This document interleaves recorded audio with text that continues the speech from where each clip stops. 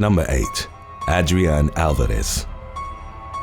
On the morning of August 1st of 2013, Doña Ana County Police received a call about a domestic dispute at a home in Santa Teresa, New Mexico. The officers sent to investigate determined that Adrian Alvarez, aged 28, had been involved in a physical altercation with her husband, Azael. She'd allegedly acted as the primary aggressor in the row. The woman had risen to local prominence as an accomplished journalist and anchor for the NBC affiliate station KTSM in El Paso, Texas. She'd won multiple awards for her reporting, including an Emmy in 2009. Following the incident in question, Alvarez was taken into police custody and booked into the county detention center. She was later released on a $1,000 bail. In the immediate aftermath of Alvarez's arrest, the general manager of KTSM released a statement confirming that he was aware of the anchor's situation, but claimed that he'd wait for more details before making any further comments. The El Paso ABC affiliate KVIA became the subject of criticism in relation to their coverage of Alvarez's arrest. The rival station reportedly sent a news crew to the anchor's house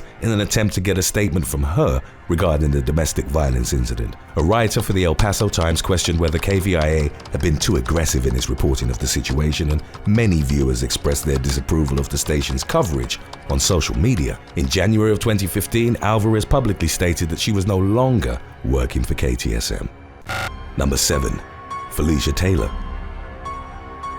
The former host of the CNN international program World Business Today was arrested in September of 2015 after she'd sideswiped a parked car in Southampton, New York, while under the influence of alcohol. The accident reportedly occurred in the village of Sag Harbor during the late afternoon of September the 4th. The officers who'd arrived at the scene noted that the vehicle's driver, 51-year-old Felicia Taylor, appeared to be acutely intoxicated. She was consequently taken to a nearby hospital to undergo a medical evaluation. A report by the New York Post later detailed how Taylor's blood alcohol level had allegedly been 3 times the legal driving limit at the time of the incident. She was arrested at the hospital and charged with aggravated DWI.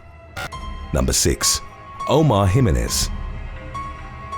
On May the 29th of 2020, CNN News correspondent Omar Jimenez was arrested while reporting on the protests organized in Minneapolis, Minnesota. Shortly after 5 a.m., a pair of Minnesota state police officers approached Jimenez and his 3-person news crew while they were reporting live on the New Day morning news program. The officers reportedly requested that the crew move back from the place where they'd been set up. Jimenez agreed to do so and asked what other spot would be more suitable, but the officers walked away before giving an answer. A few minutes later, as Jimenez continued to report from the same area, a group of police officers surrounded him and his crew and took them into custody. They were detained at a local precinct for about an hour, at which point they were verified as members of the media and granted release. Minnesota Governor Tim Walz issued a formal apology to Jimenez and CNN for what he described as an unacceptable mistake on the police's part. Number 5. Bree Walker.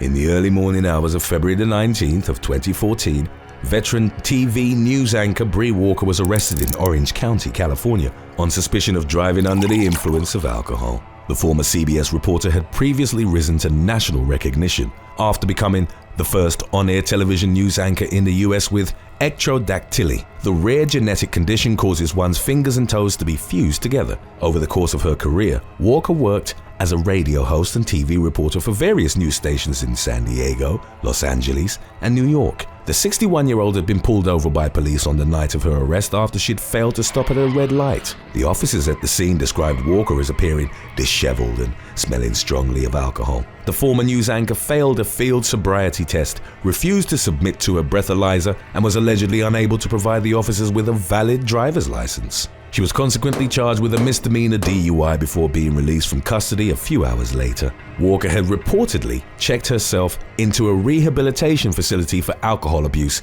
in February of 2007. After roughly 5 years of sobriety, she allegedly began drinking again in December of 2012. According to witnesses who'd spotted her at the Rooster Fish Bar, which was located near her home in Venice, California. Number 4. Chris Nakamoto. On March the 23rd of 2016, a news reporter was handcuffed and detained by police in the small town of White Castle, Louisiana. Subsequent reports indicated that Chris Nakamoto, the chief investigative journalist for the local ABC affiliate, WBRZ, had visited City Hall to follow up on a public records request he'd made earlier in the week. Nakamoto had reportedly been investigating an unexplained pay raise that had recently been given to the town's mayor, but not all of the documents he'd requested were provided to him. After a town official had refused to oblige the reporter's request for the missing records, a White Castle police officer stationed at City Hall reportedly asked him to leave the building. Nakamoto claimed he was under no obligation to conform to the officer's orders, as he was in a public area and hadn't done anything illegal. At that point, the officer put the reporter in handcuffs and escorted him out of the building. He was subsequently taken to the local police station and issued a misdemeanor summons for trespassing. Nakamoto's boss defended his actions and said that he'd been doing his job in trying to hold public officials accountable. The case against him was ultimately dropped by the town's attorney, Valencia Vessel Landry, 3 weeks after the reporter's initial arrest. Number 3. Arnab Goswami. An Indian news reporter was forcefully taken into police custody outside his Mumbai home on November the 4th of 2020. The arrest of Republic TV founder and nightly news anchor Arnab Goswami reportedly stemmed from his alleged involvement in the death of an interior decorator named Anvay Nayak. The authorities had concluded in 2018 that Nayak had taken his own life. In a death note later found by the police, however, he'd written that the decision to end his life was a direct consequence of Goswami and 2 other unidentified individuals owing him a considerable sum of money which they'd refused to pay him. Goswami, whose ardent support of Indian Prime Minister Narendra Modi had made him a polarizing media figure, alleged that law enforcement officials had physically assaulted him as they were taking him into custody. Multiple senior members of the Prime Minister's Bharatiya Janata Party publicly condemned the police's treatment of Goswami in the wake of his arrest. On the day of the firebrand reporter's detention, party workers gathered in Mumbai to protest the police.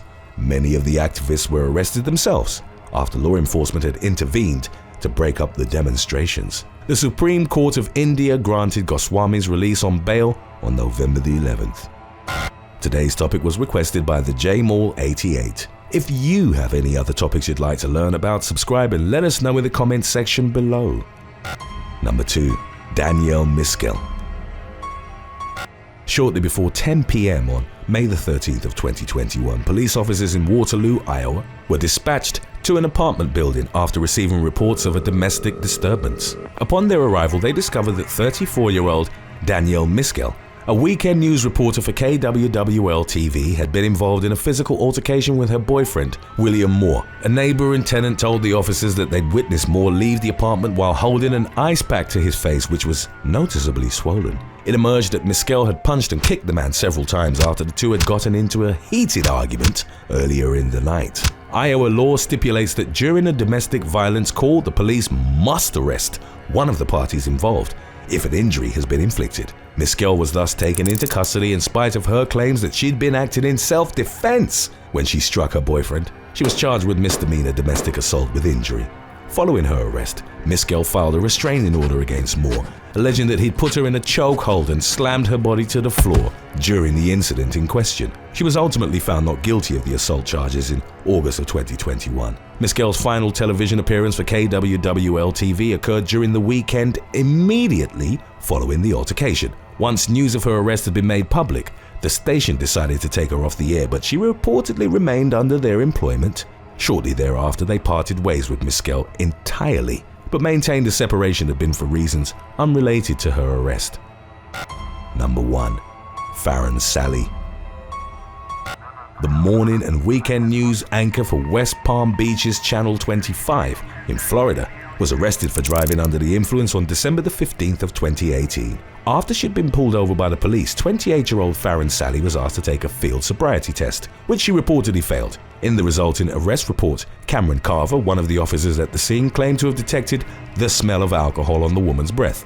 He also noted that her eyes were bloodshot and her pupils dilated. After failing the field test, Sally was taken into custody and charged with a DUI. Court records detailed how she'd later told the officers at the county jail that she suffered from borderline personality disorder and was taking medication that she couldn't identify. The Palm Beach County State Attorney ultimately dropped the charges against the news anchor, stating that there wasn't enough evidence to convict her. Following her acquittal, Sally returned to work at Channel 25 after a 2-month leave of absence. She publicly professed her innocence in relation to the DUI, but did, however, admit to consuming a single alcoholic beverage with dinner 3 hours before the traffic stop had been initiated that night. Footage from the arresting officer's body cams was later obtained by the UK news website Daily Mail. During the hour-long video, Sally slurred her speech as she accused the officers of targeting her because of her race. Among other belligerent remarks, the reporter at one point made fun of Officer Carver's male pattern baldness and belittled his intelligence. Sally publicly apologized for her behavior towards the Palm Beach officers, but maintained that she had not been intoxicated on the evening of her arrest. Thanks for watching. Would you rather have one get-out-of-jail-free card or a password that accesses any PC? Let us know in the comments section below.